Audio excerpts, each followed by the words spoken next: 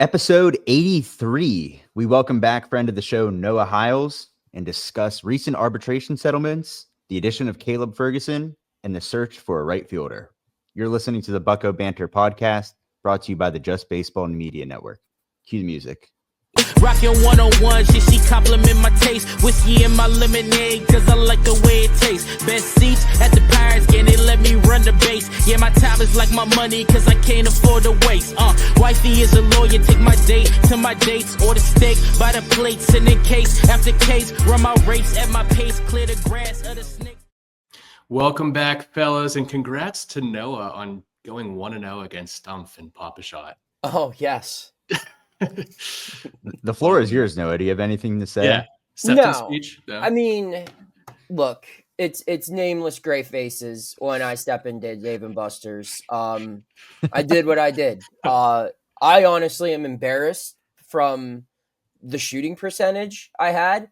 But look, like Kobe shot like 34% in Game 7 one year in the finals. Ron Artest had to make some big buckets, but at the end of the day, everyone remembers that as the Mamba's last ring. And I'm not saying this is my last ring. I'm just saying it's another accomplishment on my home court. Stumpf foolishly challenged me. And despite some things going against, Stumpf too, I guess. But we were able to overcome adversity, put on a good show, and, I came out with the win. So it's a nice victory. I've got a lot of challengers. Bucko Mike said he wants a piece of me. Who's guy from North Shore 9, our pal, the older guy. Doug? Doug, yeah. Doug called me out in spring training. So I feel like I've got everybody lined up. But, that's what happens when you're number one. They make signs. We want Bama. We want Georgia. We want Hiles. That's how it goes. So I will say it was nice getting to learn your home turf. You were coaching me up, especially there at the end, to rack up my my tickets or my points. So I'm excited for our next event at Dave & Buster's because I think we're going to get better as the more times we go. So I will say, like, it's cool to, about this time a year ago, you guys were like reaching out to me, maybe even a little bit further down the line. But it's cool to see how like close we've all become, including Stumpf, in just a year. And B, I'm always happy to share my love for Dave & Buster's. Like, I'm someone who doesn't take himself incredibly serious. I take my job seriously, but not myself seriously. And anytime you can get to act like a kid and not be judged for it, I think is a great opportunity. And you get to do that there. You get to have fun and just let loose and, just hang with the fellas on a Friday night in a blizzard. Just get some buckets, watch both of these young men on the screen experience their first 1,000-ticket victory. Oh, yeah. And I was proud. I felt like a proud father while it was happening. It was great because I hit the jackpot and you immediately took your phone out. You're like, all right, take a picture with it. Like, get in front of it. I'm like, I can't miss this moment. Sure. How many did you get? I think you were slightly above me. I had 2,400. 2,900. Yeah. Well, Adam hit back-to-back jackpots on like the whack-a-mole like strength thing. And I taught there's a secret to it, which I showed him, and I was like, once you get it, like you'll understand like I understand the amount of pressure. now. Yeah. And like he was seeing the ball. It was great. And then Scott, I shared with him my secret for my other big ticket game, the ticket claw. And when he hit that, I got that 1,000 ticket, point ticket. So, or what was it with 1,000, right? It was 1,000. Yeah. And then I think you had a 20 in there as well. I love how like we're just recapping Dave & Buster's because that's been more exciting than the Pirates offseason. It really has. It was nice to see you on your home turf and just show us the ropes. I mean, you were walking with a purpose there, man. I loved it. Like you knew the layout, everything. We checked out the showroom before we even touched the games to kind of see what we were going for. You showed us a layout. It was great. Most points are made. It was, I'll leave it at this. I got absolutely shafted at the showroom. Like I wanted the Pokemon cards. They were out of that. And then I tried to get the headphones because I was like, all right, they say 2,000 tickets and you're like, just grab the headphones. So I grabbed the headphones and she's like, you're 3,000 tickets short. They were in the wrong spot. So then I panicked and I got like a Pikachu plush doll and some cowtails And me a microphone. I got you a microphone that doesn't work with your computer. I was panicking, man. She's like, that you can't do that. You can't do that. And I'm just like, I don't know what to do, man. But I want to do it again. Let's go back. We need Papa Shot round 2. I need to hit the jackpot. I need to chase that feeling. I will say, I get it. I don't like making, social activities content. However, you guys will be in Bradenton for my 30th birthday. Oh, yeah. If we can find Dave & Buster's in that area, that could be something great. That won't be my official birthday celebration because if I'm on camera, I can't, maybe as much as I like to. But yeah, there's one in Tampa. Oh wait, no, there's one in Sarasota. Sarasota, probably. Yeah, I'm looking at it right now. All right, we'll keep our eyes out. Might be going down. Whew. All right. That being said, we got to talk Pirates, guys. I'd love to talk DMBs all night, but we got to get into this. We do have stuff to talk about. Yeah. Right. We're not going to be doing a draft of the 40 man. We're not going to be talking hypotheticals. We're talking hard facts this week. What's going on in the world of the Pittsburgh Pirates? Let's start with arbitration. They came to deals with decent amount of players here. Bednar settled at 5.9, Bart at 1.75, Holderman at 1.5, Falter at 2.222. So those guys avoid arbitration. We're good on that. But we got 2 remaining that are pretty surprising. You got Oviedo coming back from TJ, who filed at 1.15 million, and the Pirates came in at 850. And Dennis Santana, arguably the best reliever down this stretch, came in at 2.1 million, and the Pirates filed at 1.4. Let's start with Oviedo. And maybe Scott, if you want to take this, and then we'll hop on to Noah. What's the argument for him to get 1.15 million, and where do you think the Pirates are coming in at 850? I think the Pirates are coming in at 850 because he was out of all last year. I think that's fairly obvious, but I think I would have gone above the 850 because this is a guy just before his TJ threw 180 innings, and he really started to come into his own in the second half of that season. And we have a Mitch Keller too, who's also an innings eater. Those guys are valuable to have in your rotation, especially when you have a lot of young guys who you're trying to watch their innings and monitor their workload. So I'm a little bit surprised that they filed as low as 850, but where it really bothers me, I hate the arbitration process. I'll just put that out there. I think it's an awful process. Like there will be instances. I think Corbin Burns in Milwaukee was one that stuck out to me, where he filed. I don't remember the numbers, but they were like, it was like maybe 10,000 off. It was like very small discrepancy, and they went to an arbitration hearing over it after he had won a Cy Young, and that just. I don't know, that definitely doesn't build a good morale. No, with your star pitcher, because you're going into that hearing. You've got your counsel, you got your top dogs on the business side going into a arbitration hearing with a third party arbiter, basically arguing why you're not worth the money that you're asking for. It's an awful process, and it doesn't. And you're doing it right before spring training too. Right? Yeah, it's like what February? It ends. The first day of ARB hearings are on the 27th. And the last day of them are, I have it written down here somewhere. Does it go into March? I thought it went into the first 2 weeks of February. Yeah, maybe I don't have it written because the deadline was what, this week?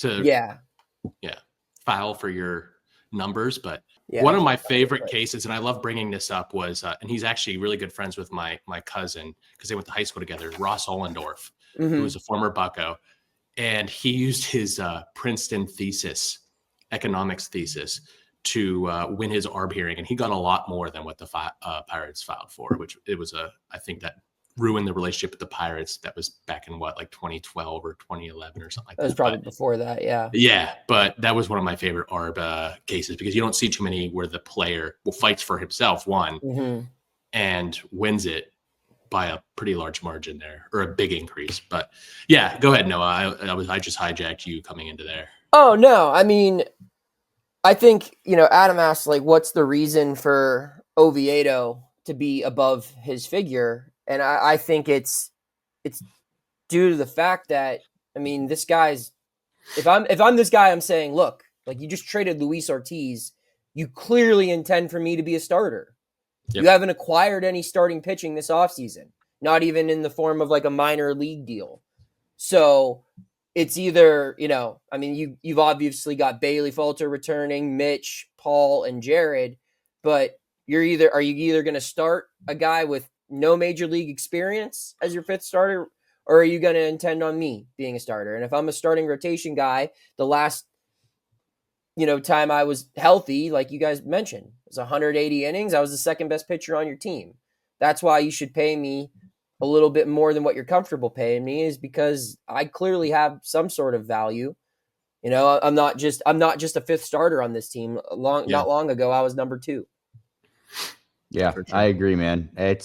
Innings eaters are very valuable. If you look at like the price of pitchers all around the league when it comes to free agency and what guys are signing for, obviously starting pitching comes at a high price, to the point where teams are gambling on relievers to come back and start to see if they can get a deal, because how much you have to pay a Corbin Burns type, a Blake Snell. So I get it. I think somewhere in between there is probably right, but it's tough coming off TJ, because you did have a good season, but now you got all these other young studs coming into the rotation. So yes, they should value him, and they clearly do, because they haven't signed anybody like you mentioned. But like, he's going to be sticking around. Might as well try and make something work here. I guess. I mean, he could also go to the pen too. Like, that's what I think. The figure that I think that Johan can say, I'm a starter until you tell me otherwise, because we don't know. You guys don't know what you have in AAA with these 4 guys. Sure. But the Pirates are saying, yeah, but you might not be a starter for much longer, buddy, because if Burrows, Ashcraft, Chandler, and Harrington all come up here, we're going to be, searching for spots for Bailey Falter too, which is why I think he took below what his projected value was. Yeah, I was also going to say, for a while, when Oviedo first burst onto the scene here, when we traded him for Quintana? Did he come back in that trade? Or? Yeah. Yeah. He was someone to me that had a ceiling in terms of, with his fastball, his stuff. And I thought he could, at the very minimum, become a pretty dominant 1-inning guy. Yep. But I don't like to put the label innings eater on him, because I think he has a higher ceiling than most innings eaters, because his stuff is definitely there, and it would definitely play up in 1 inning. But I think he deserves a shot. I mean, he showed it. Whether they want to ease him back in after TJ in the bullpen, like Luis Ortiz didn't have TJ, but they kind of did that with him. Less is more, and he proved himself, and he came into the rotation. I think he could take that track too, but still, I think he's got a higher ceiling than most like innings eaters in this league, or number 5 starters, if you will, for back end rotation guys. And I'm interested to see how his season plays out, but I was surprised by the $850K figure. They would have loved him last year. Yeah, it would have been great. It would have avoided a lot of bullpen games, right? A lot of times where you have Jake Woodford coming up to start. Like, guys like that are valuable. That's why Mitch Keller is great. And I know you said, like, I don't want to label him just as an innings eater, because he has great stuff, but you could do both, right? Like, you could eat innings and punch tickets. So I'm excited to have him back. We'll see how that turns out. Here's the surprising one to me. Dennis Santana. Acquired him last year. It was after they got rid of Roanzi. He was a little shaky to start, and then he just like clicked, and he ended up being the best reliever down the stretch. Like, if not Chapman, like he best was right-hander. Right. Like, he was the guy. And I loved what Santana did. He probably has the best walkout music on the Pirates. Like, 21 Savage for a reliever is just diabolical stuff. But he's fantastic. Is he valuing himself too high, though, just off of half a season of work, right? 2.1 million. Mm-hmm. The Pirates filed at 1.4. I think 1.4 for him. What are they paying Holderman? They paid Holderman 1.5. Okay. There we go. That's all Right. we really need to say about this. Right. Right. So like you got Holderman at 1.5, Santana slightly under that, and he wants 2.1. I don't see a world where he gets what he's asking for at arbitration. I think like there's too much history behind the half season of work where the Pirates are probably in the right here, and 1.4 I think was a pretty fair offer, if not more than expected. Yeah. Sorry to jump the gun here, Go Scott. for it. By the way, your names are switched. Oh, let's we can Love keep that. rolling. But anyway, there we go. Sorry to jump the gun on that because I was like Scott, but I saw Adam underneath his name, and I'm like, what? It's been a long week. That's not Adam. Yeah. But anyway, Dennis Santana, I think, is going to enter this season as a key piece to their bullpen. And that will be the first time Dennis Santana has ever entered a major league season with that attachment to his name. Sure. I mean, this is a guy who's been just battling to find a regular spot on a major league roster his entire career. And while I'm glad that it all worked out for him in the second half, I mean, at the same point in time, yeah, like you want more money than Colin Holderman, who, pitched high leverage all year. Granted, he had some very costly bad outings, but he essentially did what Dennis did throughout the whole season. He was consistent for the most part. I mean, again, he had a really bad week, and it was a costly week for the whole team. But, I respect. I think this was Santana's last year of ARB. I think it is. And if that's the case, then his people were probably under the mentality of, hell, let's swing for the fences. Right. Which I respect to a certain degree, but you also have to kind of recognize, hey man, you really don't have a lot of proven success. A lot of the teams that recently employed you offered you up to someone else for no cost at all. They wanted to get rid of you. This team wants you, and I think that, for as cheap as the Pirates typically are, I think 1.3 or 4 or whatever they offered him was well within reason. He has ARB next year, then he's unrestricted. Got it. In 27. So next year would be the year that I would have made the aggressive push to go way above the curve, because then you would have had a little bit more of a proven track record. Sure. How old is Dennis Santana, by the way? He's not super young. Yeah. Yeah. 28. Yeah, that makes sense. He'll be turning 29 in this season. Yeah. Yeah. I mean, I'm not surprised that, they decline that and they're going to a hearing. But again, he's a guy that was probably the most consistent right-handed arm in the pen, and especially in the second half. So, I definitely, you worry a little bit about morale, but also he doesn't really have a leg to stand on, like you guys were saying. Like he hasn't ever entered a season as hey, I'm one of the top guys in this pen. So I'm hopefully he proves himself again this year and he becomes a big part of this bullpen. But there's other parts of this pen I'm a little bit worried about, guys. It's the other hand. How are we, I'm not to change the subject, but how are we feeling about guys like Joey Wentz going into this year? Well, don't all jump at once. Not great. I mean, it's a guy. We have one lefty though. In that context, I feel bad about it when you're just looking at him. Now we'll get into Caleb Ferguson in a second. They just added a lefty arm, but if you're looking at it as the 40-man stood, a couple days ago, I did not feel good about Joey Wentz just being the only guy in building from that. It's a little bit better now, and maybe Joey Wentz has a good year. We've mentioned it time and time again. The bullpen could be a crapshoot. You find guys like Dennis Santana who can turn their career around in a week, and then they're filing at 2.1. So I'm not going to write him off yet, but I'm not writing home about it, Yeah, I mean, and I just think that's one area of the team where I get the angst from fans about the lack of move for bats, right? Because you're seeing bats fly off the shelf. There's still so many left-handed free agent relievers. I mean, there's so many to pick from, and you could go from literally anything you're looking for.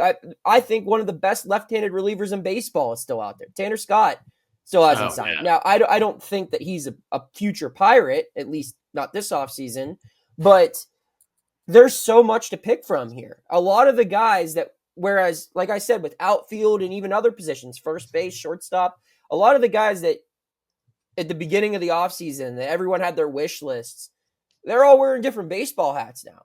But, I mean, you look, I mean, there's still Scott Alexander out there. I think AJ Minter's still out there. I'm Who's big on Ryan Yarborough, Andrew Chafin. I mean, and then there's great righty relievers out there too. I mean, Kirby Yates is still out there. Like, there haven't been a lot of big bullpen signings. So it's tough for me to be super concerned. And I kind of talked about this with you guys off the air. And this is going to kind of delay the Ferguson talk a little bit, but it kind of trickles into everything. I really think the Pirates are waiting for arbitration to end so they could see exactly what some of these guys that they might be trading for are going to be making, because they probably have a very explicit budget and they need to know.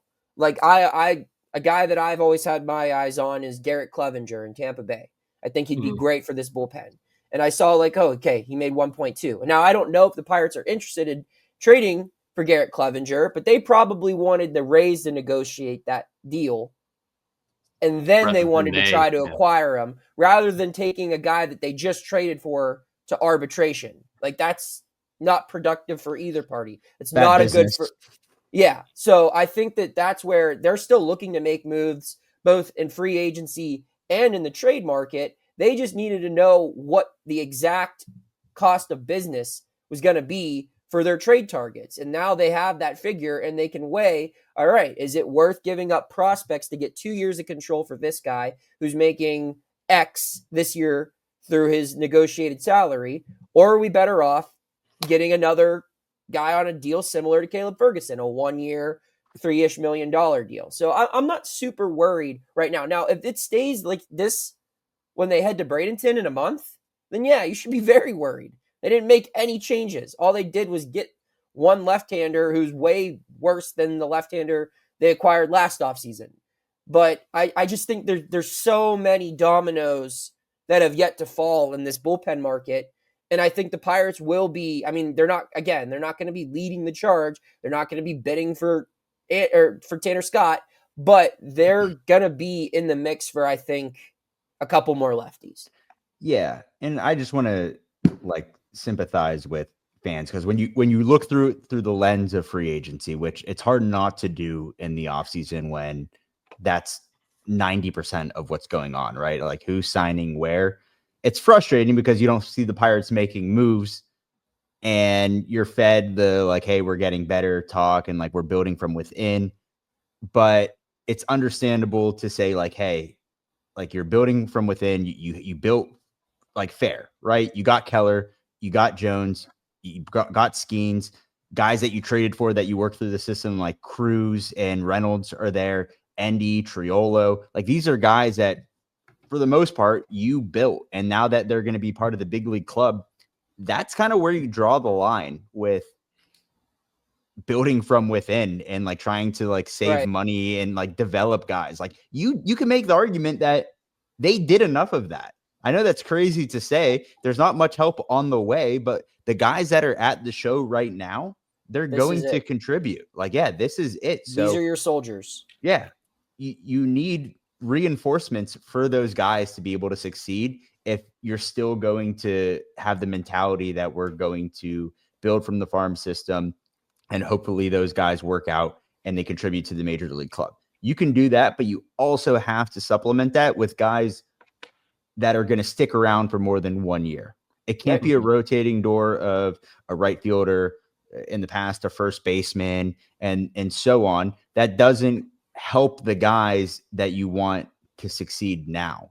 So I understand the frustration, and I know I'm going off a little bit off track right now, but it's frustrating because we're also looking at what these guys are going to make in arbitration and trading for them then in order to keep them. And it's how it just depends on control. And It's frustrating, man. I understand it that way, and that's why I agree with you, Noah. That was a long-winded way of saying, like, hey, I agree. Like, it's gonna most likely be through trade, right? Like, if you look at it in that way, then you're going under the philosophy of, hey, we have years of control, we can help these guys out, but it's just being able to make that trade successfully without messing with the chemistry that you have now. I don't even think it's necessarily going to be all through trade. It's more that the Pirates, because, and again, I'm not trying to like blow this dog whistle and aggravate people, but it's because of the way they do business with their limited payroll. They're better off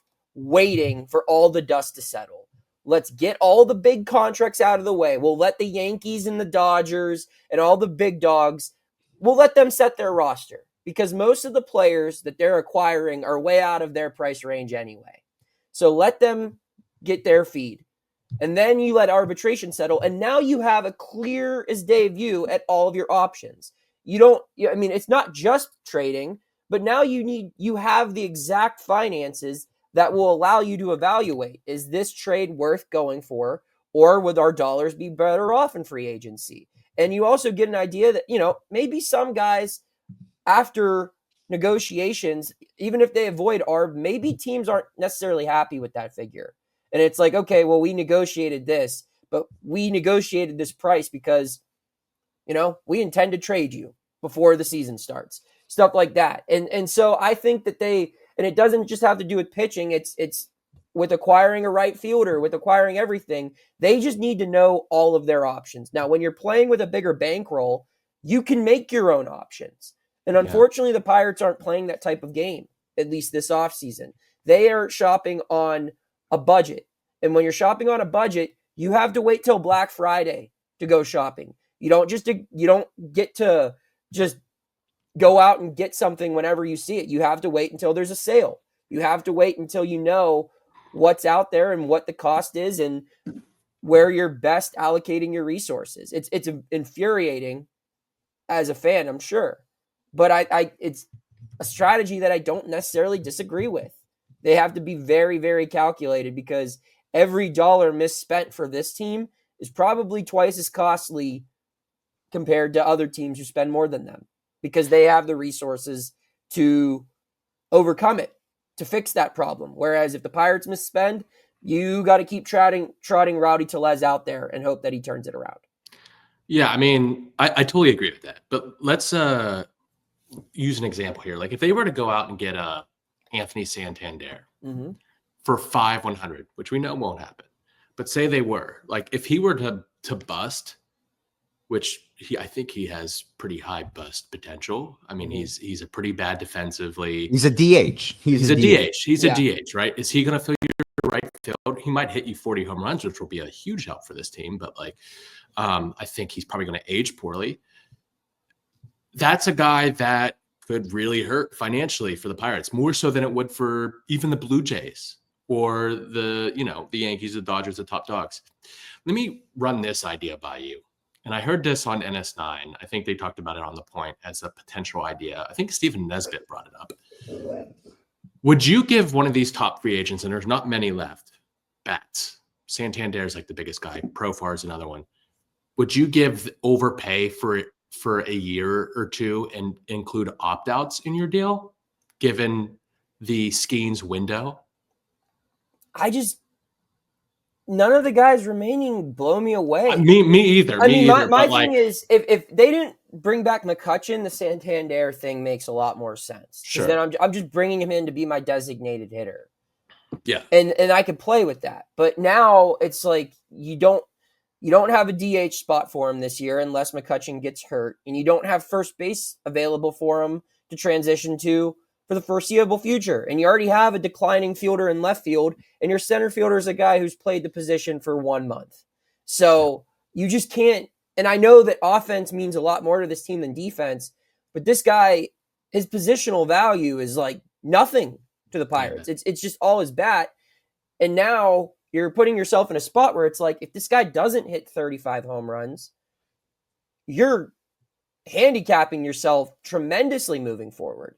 Because as the years go on, Keller's going to make more money. Reynolds is going to make more money. And then eventually, Jared and Paul are going to hit arbitration or, those ARB years. And it's going to get more expensive internally by the way they set this up.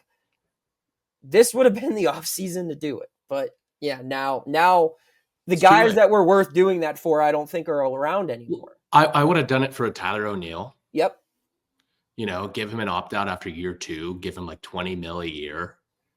He'll opt out after the second year, but like at least get those 2 years of Tyler O'Neill in left field with 30 plus home runs. I don't know. Just an idea I wanted to run by you guys. I don't hate that strategy, but like it has to be for the right guy. There's no difference there, I guess, than giving a guy a 1-year deal, right? And then hoping he works out, then he's off anyways. If you give a guy an opt-out, he's probably going to opt out if he's signing with the Pirates and he has a good year because he's going to get a lot more money somewhere else. But like you mentioned, O'Neill would have been good. I don't hate that for some other guys that could provide power to the lineup. But at the end of the day, like I don't think it's ever going to be an option for the Pirates. And you've got to have these deals are it's a two-way street. Like you've got to have players interested in doing business with the Pirates under these terms. Sure. Yeah. And I don't know. I think if anyone it seems very hard for them to sign someone to a multi-year thing under any circumstance, even if there is an opt-out. At the end of the day, if you're going to do that, then you have to pony up more money up front. And I don't think they're going to do that. Sure. If there was improvement last year, if they had 8 to 10 more wins than they did last year, and they were at least competing going into September, then you can make the argument to free agents. We have Paul Skeens, we have Jared Jones, Reynolds, Cruz is going to have a full year in center field. Like this team is making improvements, and like you could be a part of that because in the short term, we could be very successful the next year, but you just can't make that argument right now. You have the guys that you have, and even if they're good, your team is still projected to be at the bottom of the Central. And the sales pitch for the Pirates would be like, you're going to be one of our stars that catapults us to the next level. Whereas most of the players that the Pirates would be pitching this to, they would just be an additional piece to the other teams that they're going. Like Tyler O'Neill is not a top 4 player on the Baltimore Orioles. No. And like players of his caliber on a real competitive team, they're just adding on. And it's like O'Neill would have been, maybe the second best hitter on the team last year. It's different. You're asking them to put more weight on their shoulders for less long-term stability. Yeah. I mean, it's to the point where like we're one of those organizations where you have to overpay to get people here, but you also won't give out any money. So it's 1 year of a Verdugo, a Grichuk, an Austin Hayes type player that's going to be gone the next year anyways. And I see Scott shaking his head. I don't want to get into that. Like we're talking about the same guys here that it's not it might be an improvement from last year, but it's not making the team necessarily better in order to be at the success that you want to be at the top of the Central, to be in a wild card spot or winning the division, because they're gone the next year. You're not building any team chemistry. You're not adding to the roster what you have now for the foreseeable future. So it's tough, man. It's going with scratch offs rather than investing in your 401k. Yeah, absolutely. Yeah. I feel like going after guys on 1 year deals right now, like a Grichuk or Verdugo, like if you got both of them on 1 year deals, like, I would be like, that's a good platoon in right field, and it would be an improvement from last year. But also you're doing that with the potential to flip them at the deadline, right? Or you have that parachute. Yeah, you have that parachute. So like, I get the whole argument that you made about, their future investments, like Skeens hitting arbitration, Keller, you're going to be paying more. But how about the right now when you're not paying those guys more? Right. Pay them, go after a guy. That's why I like the opt-out idea that I heard Steven Nesbitt throw out there, because I'm like, that would have made a lot of sense for especially this season before you have to pay Skeens $20 million in arbitration. But let's move on to real quickly. We'll glance over the Caleb Ferguson signing. They signed a left-handed reliever. Okay. He 1 year, $3 million deal. He had a really good 23 with the Dodgers. And he struggled when we first saw the signing. I was like kind of pessimistic because I was like, he was really bad in the first half of the Yankees last year. Some guys just don't do well at Yankee Stadium. But Noah, you brought up to me that he had a much better second half, especially when he got traded to the Astros. Maybe he's a guy that comes in and, fills a valuable middle relief role. He has ground ball stuff. He doesn't really generate a ton of swing and miss. It seems like he has 3 fastballs and a slurve. Mm-hmm. He doesn't really have like a lot of change of speed pitches. I'm interested to see how they use him because there's rumors that they want to stretch him out as a starter. I don't see that coming to fruition. A lot of teams say they're going to do that, but I'm interested to hear you guys' thoughts on this signing. I'll be real quick. I mean, yeah. It's what Adam and you both talked about earlier in the show. They need to start adding left-handed arms. This is a guy that's been around the best organization in baseball for the bulk of his career. He's been around some of the best coaches in baseball, been around some of the best analytic people. He's been around winning, and he's gone through highs and lows. I mean, there's some seasons where he was a really good player, not just 23. I mean, I think his 22 season? He debuted in 2018. Yeah, 2018. I mean, he's pitched in the postseason. I think he had TJ. He missed off 21. So I want to say his 22 season was pretty good. I think his 18 season, his rookie year, was really good. I mean, he's had success, and he's been able to finish games. He's been able to be used in different leverage scenarios. This is a player that good teams have in their bullpen. I mean, he's not going to be your answer in the 9th inning if David Bednar has another repeat of 2024. He's not a Aroldis Chapman. But this is the type of player they should be acquiring. Just getting more left-handers. And you need people who have pitched in meaningful baseball games. Yeah. And right now, I mean, you look at their roster, he's leading that category on this 40-man roster, especially in that bullpen where you've got some, I would say, high-level potential with some of the guys and the stuff that they have. It's a little different to keep that heart rate under control when you're facing a quality opponent in September with postseason dreams on the line. So, yeah, I like the addition. I think it was an affordable thing. Yeah, if it doesn't work out, they can get rid of him at the deadline for whatever. And I don't think it will help or hurt the team if he's not doing well and they get rid of him. But yeah, I would like to see more signings like it. Yeah. That was my top note. I went through all the advanced analytics, and the thing I walked away with is you added a guy that played for the Dodgers, the Yankees, and the Astros. Yep. That's it. You got a guy that's been there before. I do like the potential that this brings, especially with the Pirates, how they fixed Bailey Falter with his 4-seam at the top of the zone. When Ferguson was working his best, he was throwing 95 at the top of the zone. And then he supplemented that with, he's got a cutter, slurve, and a sinker. But if they can get that working again, like, this is a great piece that you just added. This stuff is there. He has a 47% ground ball rate. He's still striking guys out. He's not getting a lot of whiffs, but he's striking guys out at 27%, 78th percentile in K rate, 72nd percentile in ground ball rate. Like, this is, his K per 9 is above average, but he doesn't generate a lot of chase and whiff. So it's like he's banking on swing and miss in the zone.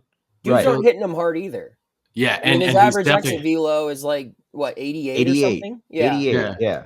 So I like it. There was, not going to spend too much time on it. Let's get maybe like 1 minute on this, Noah, and then we'll move on. After the news broke, it was supplemented with the Pirates might stretch him out and could potentially be part of this rotation. Where was that coming from? And do you see him actually becoming like a piece in the rotation, or is this he's in the bullpen and this is kind of like, oh, maybe he'll get into like a long man role like Ortiz was? I'll peel back the curtain a little bit here. So I was the one who broke this, and typically when you break it, you just get it leaked to you and you have a couple of minutes to react quickly. Otherwise, someone else is going to break it. So I got it leaked to me, got it confirmed. Bam. Done. That was great. So when you're in the other seat where you're looking to confirm it, you're typically looking for something a little bit more to add to your own report rather than just saying, yep, this guy had it first, whatever. And so in this case, Alex was second, and he was able to do a little bit more digging where it's like, I didn't know this was coming. This just got leaked to me. I confirmed it, broke the story. Where Alex was like, all right, now he's reporting on Caleb Ferguson. So he was able to get this context. So what he reported, is that they're considering him to be a starter.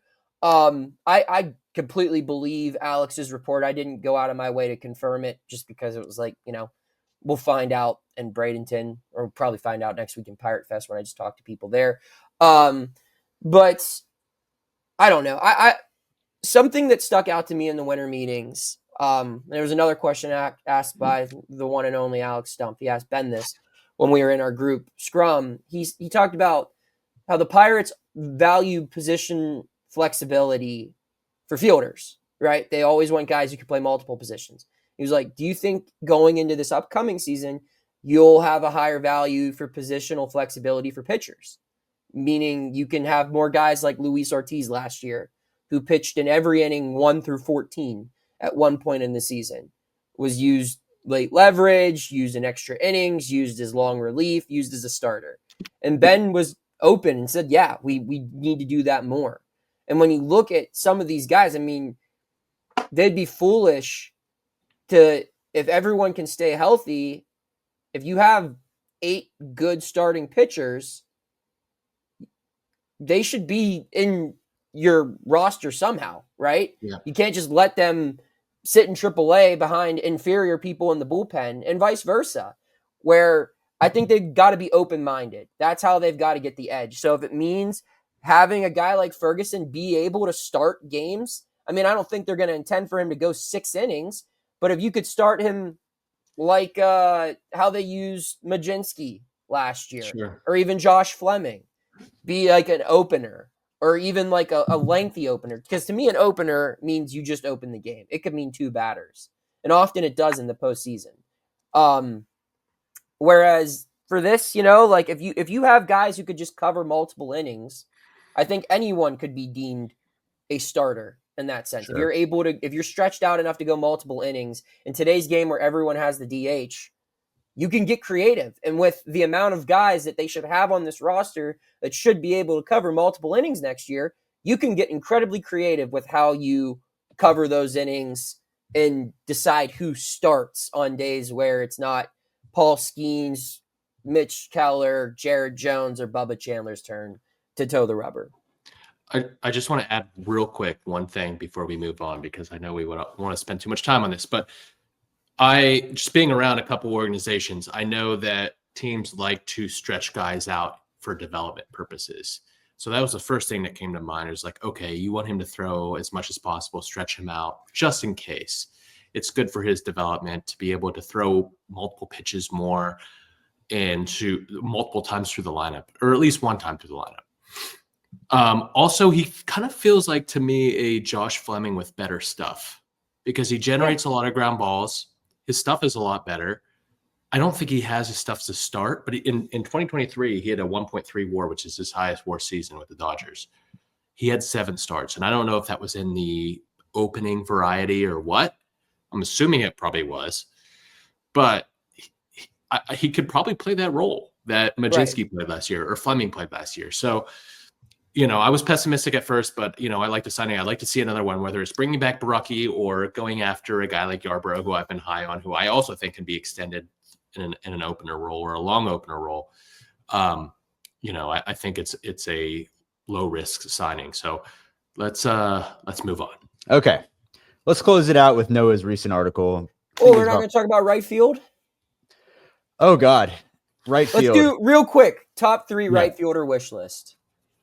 Okay. No, you kick it off. Right fielder wish list. I'll start off. I think the most likely, and this isn't off of a ton of conversations I've had. I mean, I've had a little bit of conversations about it. It's just more logic. And even prior to Robert Murray reporting the interest in this guy, or it was Feinstein, one of the two. Just in talking, I was like, this guy aligns perfectly for the Pirates. Randall Grichuk is number 1 for right field.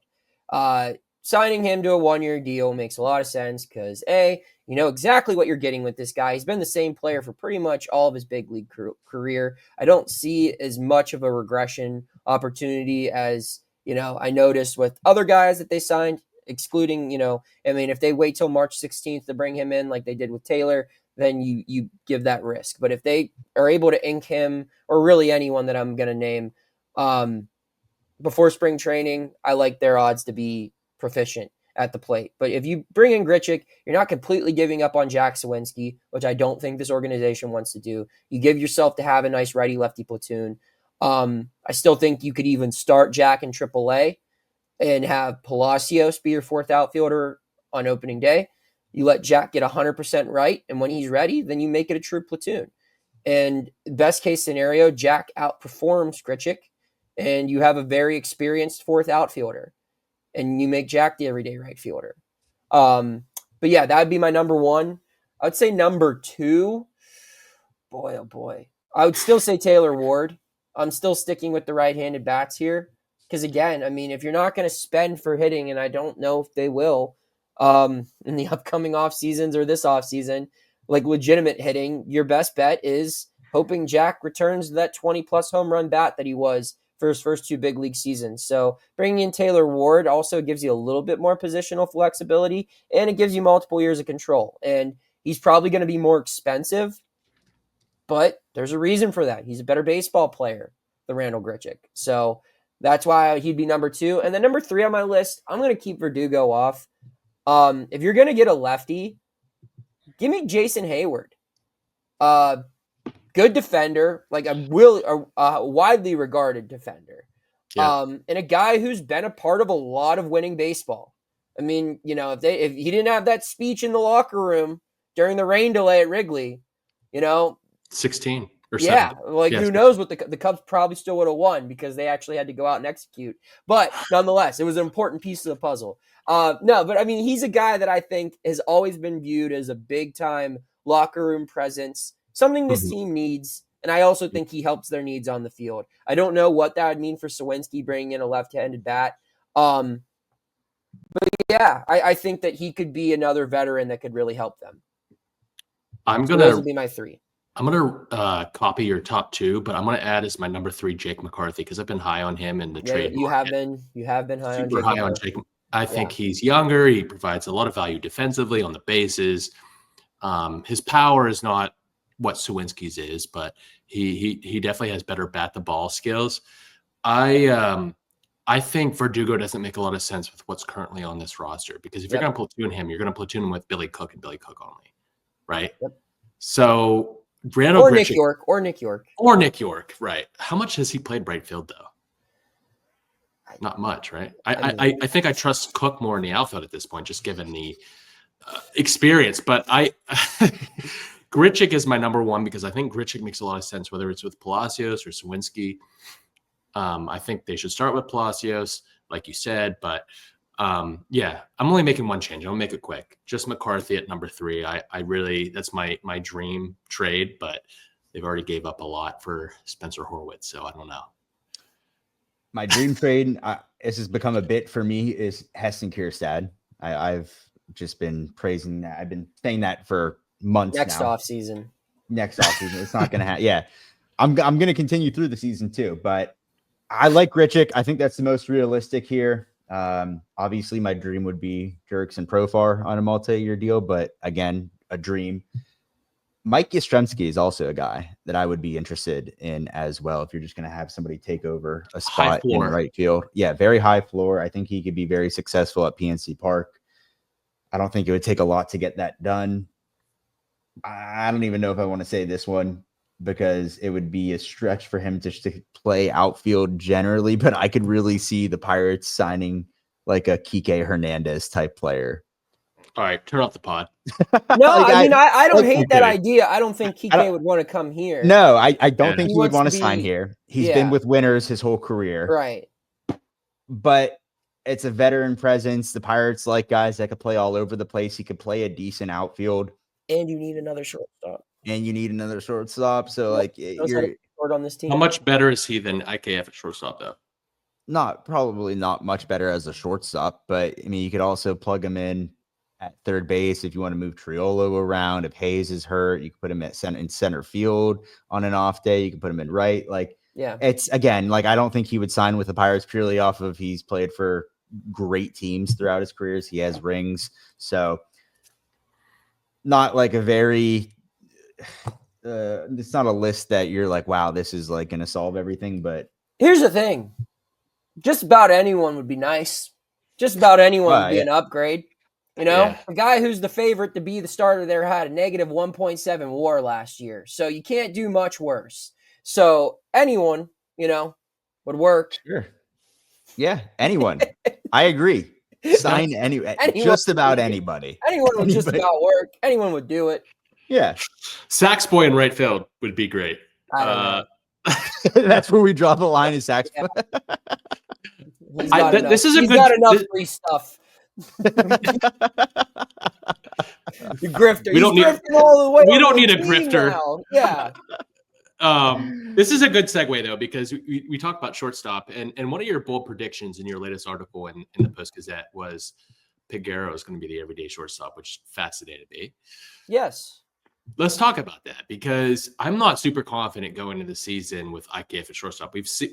I've said this multiple times over the last couple episodes. We have a sample size to see what it looks like, you know, with IKF as your everyday shortstop. He was the Yankees' everyday shortstop before Volpe came up. Glaber did not work out at shortstop for them, so he moved over there. I like his positional versatility and his bat to ball skills, but like, if you want to contend and be a playoff contender, I don't think IKF can be your everyday shortstop. The problem with Peguero has always been his ability to hit the breaking ball. Mm-hmm. So tell me a little bit more about your thoughts of Peguero being the everyday shortstop, because I'm fascinated by that. I'm all for it.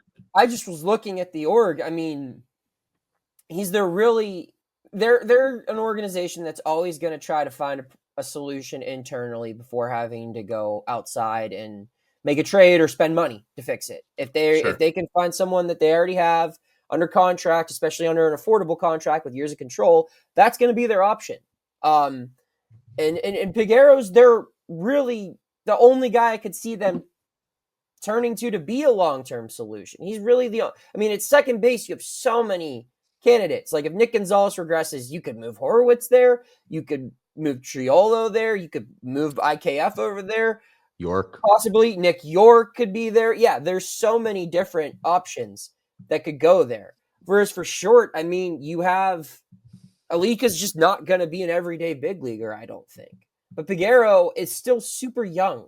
I think he'll be 24 by the time the season starts. But the thing that's interesting with him is he only has one more option year. So he had one full season in AAA, which was last year.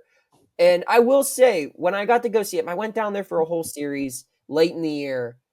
And his defense was really impressive, both at second and short. And I think that this guy could play the position defensively really well. But like you guys said, I mean, the bat has got to develop. And his numbers weren't necessarily awe-inspiring at AAA last year. I think you have to start him at AAA. But you just got to look. I mean, IKF is a guy who, A, he's been injured. And B, I mean, he plays a million positions, but statistically speaking, shortstop's his worst position that he regularly plays. Like he's a Gold Glove caliber third baseman. He's an above league average second baseman. He plays adequately in the outfield when he has to go there. He wasn't a great defensive catcher. If you want to go all the way back in time to where that was his original position. Yeah, his original position.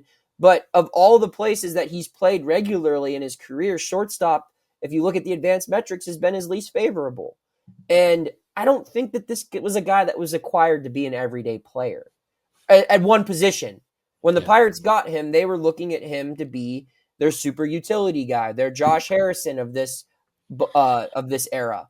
And allowing someone else to take the everyday shortstop, they had to earn it. If Peguero doesn't hit, then this can't happen. But if he gets off to a nice start at the plate, promoting him is best for the Pirates organization in many ways. It allows you to use IKF how you intended to use him when he was acquired. It allows you to find out what you have with this guy who only has one more option year, and you're going to have to make a decision on soon anyway. And it kind of allows you to figure out the future of shortstop in general, where if it's not him, IKF's a free agent at the end of the year. That's your number one area of focus going into the 2025-26 offseason. So I just think that this is something where they're going to have to give him this opportunity simply because they need to find out if he's the answer. Because if he's not, they've got to go find it somewhere else quickly. Yeah. I like Peggy. My only concern is the jump from AAA to the show has never been greater. It's very apparent with guys like Henry Davis, who can find success in AAA and then just something you go to the show and there's absolutely nothing. We've talked about this with guys, with Nick Gonzalez when he came on the show, like how much different it really is. And while Peggy has found success at AAA, I just think there's so many holes in the swing still where I'm worried that even if he has a great start to the year and they bring him up, it's just not going to translate. I hope I'm wrong. Maybe with Matt Haig and they can fix something and they can show that internally they can develop a guy to get to that final step where he can contribute. That would be fantastic. I don't hate this at all. I was rooting for Peggy in spring training last year to at least make the roster. I think there's a ton of pop in that bat. It's just finding a way to not hit the ball into the ground most of the time and to get a little bit of leverage in that swing. But let's go to a couple others while we run out of time here. Jack Swincy's not going to make the opening day roster. I feel like we covered that one. Yeah, just with our right field talk. Yeah, and I don't even think that's a bold prediction. Yeah, to be honest, I was going to say not too bold. To be honest, I had something else written up for that one. I started writing it before the Grichuk and Verdugo rumors came out. My original prediction was going to be that they don't sign an outfielder prior to the start of spring training. That was going to be it. But then when I saw the rumors, I got scared. Although there's still a very good chance that I could see them going into spring training still looking to fill that spot. But I chickened out and took a Do we know what Ward signed for in ARB? 7.8. Okay. Interesting. Okay. Yeah. Go ahead, Adam. Pirates will be in first place at the All-Star. That's a bold take. All right. When I get into this, I want to start off by saying this is a story about predictions for a baseball team that doesn't have a completed roster yet and doesn't start playing meaningful games until late March. I wrote it on January 8th, I believe. So it got a reaction. But and I'm not someone who typically enjoys doing the whole clickbaity stuff. But in a story like this, where it's the first week of a new year doing New Year predictions, I feel like, and you could correct me if I'm wrong, I feel like it's okay to just let your hair down and fire off some hot takes. Of all the takes that I listed on that story, that's probably the least confident I'm in. Obviously. But, I've got to add a little bit of sizzle to this story. Again, this isn't factual reporting. This is just predictions.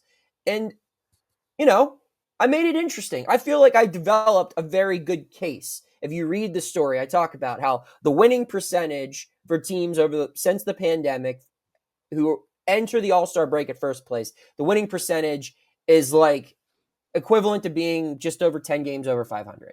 Sometimes it's even less. So you figure, the Pirates were 500 at the All-Star break this past year. So if they were to win 5 more games prior to the All-Star break last year, they would have been in this exact spot. I can easily think of 5 games prior to the All-Star break that they should have won. Close games that they made a mistake due to bullpen not executing, mistakes in the field, not being able to hit the game-winning run-in when he's on third with no outs. So many close games that they weren't able to finish. And so I kind of just talked about it. I was like, 1, their starting pitching is going to be better. They're going to have the starting pitching that they had in June and July when they were playing their best. That's going to be what they start the season with. There's plus not going to be Oviedo. Plus Oviedo. You don't have the weak links. All the problems with starting pitching aren't really around unless you include second half Mitch Keller problem, that doesn't apply to this equation because we're talking about first half Mitch Keller. So that was my driving force. They have the best rotation in the division by a mile, in my opinion. I think the bullpen could be better, could be worse. My argument was, even if the bullpen as a whole isn't better, I think David Bednar will be better. David Bednar cost them some games in the first half, where if David Bednar was better, probably would have had a winning record at the All-Star break. And I just think that if you win a couple of more close games, you have a better winning percentage, and I think they can be in that. Now, what I explained later in the story was that, once again, I don't think they have enough organizational depth to maintain their success. Where in last case's success, the peak was, 2 games over 500? I think the peak will be a little higher this year. Because I do think their lineup is better. It's not good enough, but it's better. And I think their starting rotation will be better. And I have faith in their pitching development to where I do think some guys will improve in the bullpen. However, I see the shakiness connected to both the lineup and the bullpen where it won't sustain. Their winning formula won't last for 162 games. It'll last for 100, maybe 120. But they're going to fall apart, I think, based off of the amount of depth they have now. However, I do think this is a team that's built to start strong. They always do. They always do. And maybe they go a little bit longer this year. But I don't know. Right now, this team gives me like 80 to 83 win vibes. Yeah. I'll take that. Well, you shouldn't. You shouldn't. Big incrementalism guy here. Yeah, we got to get better somehow, man. Yeah. I don't know. Paul Skeens is going to win the Cy Young. Yep. Next. Yeah, that's bold take. Bold take. Because based off of Adam's reaction, it's a perfect way to conclude my recap of this article. Adam said he'll take it. 83, 84 wins, winning season, improve. How about Ben Cherington returning? That's my that's my prediction. And the prediction was, it's not just he's returning. Because if they make the playoffs, obviously he's returning. Yeah. My prediction was they're going to miss the playoffs, but Ben Cherington will still be back. As long as this guy, I think, if they have a winning record, he's back no matter what. He sure as hell is managing like it. And unless if they're like 20 games over 500 after the All-Star break and barely finish over 500, if they have like a worse collapse than they did last year, then maybe that could do it. But I think if this team finishes over 500, he's safe. I don't know if all the coaches are safe. I don't know. They might make some more drastic personnel moves because that might be the assurance of like, okay, now we have the confidence to be a little bit more aggressive. We've had a winning season. But yeah, if he has a winning record, I don't see him going anywhere. Even if they miss the playoffs. If they go 82-80, I think his job is safe. Somebody's listening to this right now, just punching air. Just absolutely. Sorry. I mean, I know. I see where you're coming from. I get it. I know it's because in this logic, especially in the season that I predicted specifically, based off of my simulation, if you think about it, if they're in first place at the break, ticket sales are going to be up. They're probably going to be in the mix for some form of a wild card contest until mid-September, until the Steelers start playing. So you're going to be able to justify growth. You're going to say, if that scenario plays out, then you probably had more than a few or more than one good rebound season between Bednar, Jack, Ke'Bryan, whoever else, Henry, someone in that group or multiple people in that group took a step forward. So you're probably feeling better about the core, even if the core is still not good enough. You're feeling better about the core than you did the year prior. Like I said, ticket sales were up. They played competitive baseball. They're going to feel like they're one step away. Scott, any bold takes before we close this out? Oh boy. Yeah, give me. I would like to hear both of your boldest take for 2025. Oh man, I think, and this is going to be surprising to anyone who's listening, but I think Jared Triolo establishes himself as an everyday player. I think he takes a big step forward this year, and wherever he wants, he plays everywhere. Okay. I don't know. Like, I think he could be I think he could be the DJ LeMahieu of this team, like where he starts where everyone doesn't, or he fills in spots where guys are out one day, gets a day rest. Like, he could play every infield position and play it well, above average. And I think the bat improves to the point where he's maybe not a double-digit home run guy, but like he's hitting 260 plus, providing plus defense, and a plus WAR guy. Okay. Adam? All right. I think O'Neal Cruz will be in contention for a Gold Glove next year in center field. Ooh. I think there's precedent, obviously, with shortstops moving out to the outfield and having a lot of success. And you could argue that O'Neal Cruz has tenfold the athleticism that those guys have roaming center field. It's a stretch, but I think he has an absolute cannon out there. He can cover all the ground in the world. It's just going to be adapting to the position. And if he could find his way, I don't see why, he can't be in the league top 5 center fielders, if not the best. Gold Glove is bold, but I like the idea. I like the idea. Another one I want to point out there is Kyle Nicholas is going to be a closer before season's end. That's bold. Rather than just predicting Jared Triolo becoming an everyday player wherever slightly better than he did last year. That's bold. Yeah. Kyle Nicholas is the closer before the season's end. I like that one. I love that one. All right. Boys, great episode. Went a little bit longer than usual, but it's always good chatting it up. We actually had stuff to talk about this week. We did have stuff to talk about. Yeah, it was fun. Hopefully we have more next time Noah comes on the show. Maybe we'll have some more Dave and Buster stories along the way. If you haven't already, go follow us on social media. Go to YouTube, subscribe, hit like, comment, share the video. If you're listening, we love you too. Hit 5 stars, leave a positive review, and download the episode. Go over to buckobanter.com, get your merch. Look out for the Saxcast coming next week to a streaming platform near you. If you haven't already, you could find it on all social medias at the Saxcast. And until next time, raise it. Raise it. Rockin' 101, she compliment my taste. Whiskey in my lemonade, cause I like the way it tastes. Best seats at the Pirates game, they let me run the base. Yeah, my time is like my money, cause I can't afford to waste. Wifey is a lawyer, take my date to my dates. Or the steak by the plates and